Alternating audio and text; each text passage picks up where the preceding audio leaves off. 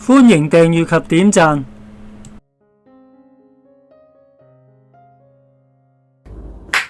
今集講咩咧？今集就講點樣用7個絕招盡減你嘅大肚腩啊！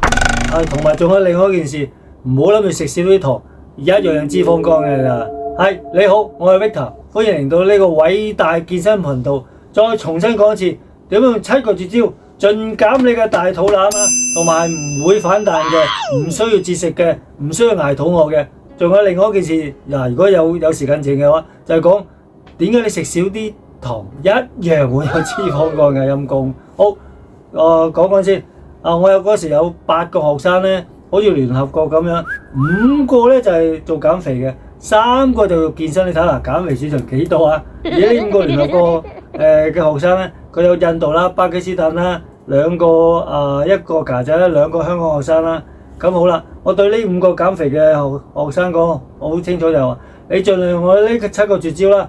第一個就係呢個萬能公式啊，呢個卡路里赤字或者叫做議論赤字，就係話你嘅攝取量係細過你嗰個總消耗量。總之你食少啲唔好令到自己咁肥得㗎啦。咁一個講就係你嘅總消耗量咧，英文簡稱叫 TDEE 啊，全名就係 Total Energy Total Daily Energy Expenditure 啊，每日總消耗量。佢以平均嚟講，男女我真係統一晒，當2000個大卡路里。以後大卡路里當卡路里咁講，2000個卡路里。總之你個目標每日就1500，爭咗500咧，咁你可以逐步可以減到肥，跟住有健康㗎，講緊健康㗎。OK 啦。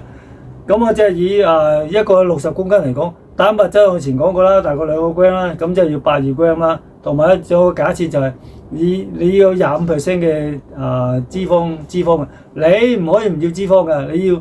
總之唔好要啲反式脂肪同埋嗰個飽和脂肪得㗎啦。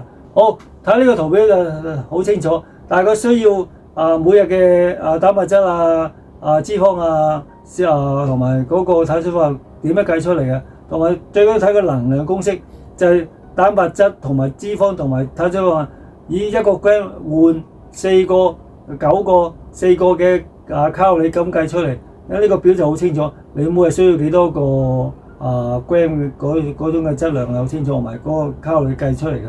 OK， 以一個簡單嘅比喻，7700個卡路里咧，就大概等於1公斤。我呢個7個絕招就係可以擔保你每個月可以減到4-5磅或者2公斤嘅健康嘅，講緊啦，既然健康嘅，大概1個禮拜減一磅啦。出邊又話1個月可以減30磅嗰啲，第一係咪水嚟㗎？第二會唔會反彈㗎？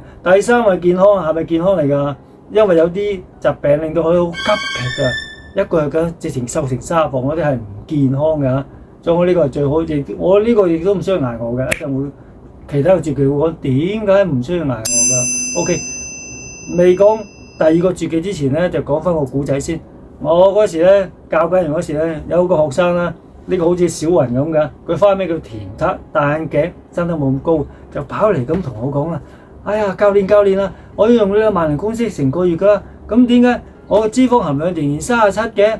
咁同埋我磅數冇減到，雖然都冇增加到。咁我 OK， 田撻，咁你平時中意食啲乜嘢㗎？因為佢嘅花名叫田撻，我講過咧，佢好中意食蛋撻嘅，係咪？中意食甜嘢，所以花名叫田撻。我田撻。你平時食啲乜嘢㗎？教練，我好少食嘢㗎啦，已經食啲水果餐啦，蘋果生果做飯㗎。咁同埋咧，我又去麥當勞嘅。你去麥當勞㗎？你放心，教練，我唔會食漢堡包、巨無霸、魚柳包呢啲嘅，我淨係食薯條嘅啫，同埋一日飲3杯奶茶嘅啫。咁我就話：田撻，你食嗰啲嘅薯條高溫油炸，就係反式脂肪啦。反式脂肪係有高溫油炸嘅。同埋有譬如話糖果烘焙嗰啲蛋糕都係反式脂肪嚟㗎。咁呢啲反式脂肪佢有一個好大嘅特性。田撻我科普下先。第2個絕技就係話唔好攝取呢個反式脂肪。咁呢個反式脂肪咧，佢最大嘅特性就係體積好大，個量係好細，同埋難消耗。所以頭先即使個萬能公式萬能公式唔係淨係重個量㗎，仲要重個質㗎。個質就係唔好攝取呢個反式脂肪，你唔識分辨啊，最慘你唔識分辨。呢個反之頭先再講一次，體積大、攝取量好細，同埋嗰個消耗量好難消耗咗。咁仲有你飲嗰杯奶茶係咪落咗呢啲嘅奶精啊？呢啲嘅奶精咧係好高嘅反式脂肪嚟㗎。嗱，睇清楚呢幅圖啊！麥當勞最中意呢啲奶精就係落喺咖啡啊、奶茶嗰邊嘅。咁咧佢好蠱惑㗎，有時個 label 咧標籤冇寫反式脂肪，或者寫人造奶油、人造牛油啊、人造脂肪啊、植物奶油啊，或者精煉啊，或者植脂末啊。佢最主要嘅成分係氫化植物油，呢啲就係好高反式脂肪。咁而家你明白到點解你仲咪可以減到肥啦？係啦，教練我知道，我唔食薯條，唔飲呢啲嘅奶茶㗎啦。OK 啦，好，咁第三個絕技咧就係講你盡量少食啲糖，明啦，大家都明啦，唔要糖啦。但係有種糖你避免唔到嘅就係果糖啦，又有個古仔啦。咁啊嗰時啊，我有一個學生，佢係我第一個學生，所以佢成日好自豪咁。我 Victor 嘅日室大弟子啊，呢個係印度巴基斯坦嚟嘅。佢一次同我講：朋友，我個肚腩仲未減到啊！朋友，點解咧？佢揸住呢杯果汁喺度飲，喺度同我講。咁我就話：大弟子，你係咪好中意飲呢個果汁㗎？係啊，我好中意飲呢個果汁。我咁就攞嚟睇睇先。哇！呢個果汁你睇呢個標籤，成23個 gram 咁犀利嘅。呢啲果糖好高㗎。咁嘅事講。大弟子，嗱，我而家同你科普下啦，你飲嘅係好高果糖啊！第三個絕技就係唔好飲咁高啲果糖。好，果糖你避免唔到嘅，點解？糖你可以避免到，但係果糖避免唔到嘅。果糖以4種形式出現嘅。第一種就係大家炒餸嘅砂糖、紅糖，你冇辦法㗎，你一定要有㗎啦。好，再講果糖同埋葡萄糖最大嘅分別，葡萄糖係俾能量你個肝就可以消化到嘅，咁果糖都俾能量你，不過太多。咁就會儲咗落個肝臟，去達成個脂肪肝，同埋佢嘅脂肪比例咧，同嗰個葡萄糖嘅比例係4倍啊！同一時間吸收達到4倍嘅，體積變咗4倍大，同埋又可以同反式脂肪一樣係難消耗嘅。佢根本就係反式變咗個脂肪喺度，入咗你個內臟脂肪。我常講過內臟脂肪係異位性脂肪啊嘛，佢會變大咗，所以你係減唔到嘅。好啦，我話。大弟子再講，大家就係呢4種啊，先講咗砂糖啦。第二種咧就係水果，咁好似個大弟話唔得㗎，我中意食橙，我中意食蘋果㗎，唔可以唔食水果。係你可以，但係你水果咧，舉個例，你冇食咁高糖分嘅，就係菩提子，食多啲草莓啦。嗱，水果避免唔到，盡量食啲低果糖啦。好，第三種咧就係叫加工糖啦。咁加工糖咧就係睇清楚啦，可樂呢啲可樂就係加工糖同埋珍珠奶茶。咁於是佢就話唔係㗎，放心啦 Victor， 我唔會飲呢啲可樂㗎，我淨係飲呢啲冇糖㗎咋，呢啲冇糖啊，冇脂肪又冇糖啊，冇問題㗎。係呢啲無糖係冇問題嘅，冇脂肪冇糖，不過佢有氣，啲氣因為呢啲碳酸飲料嚟㗎嘛。啲氣令到你個肚會變大變脹嘅，咁即係睇個體型你減唔到啦。咁樣㗎，咁我以後唔飲啦。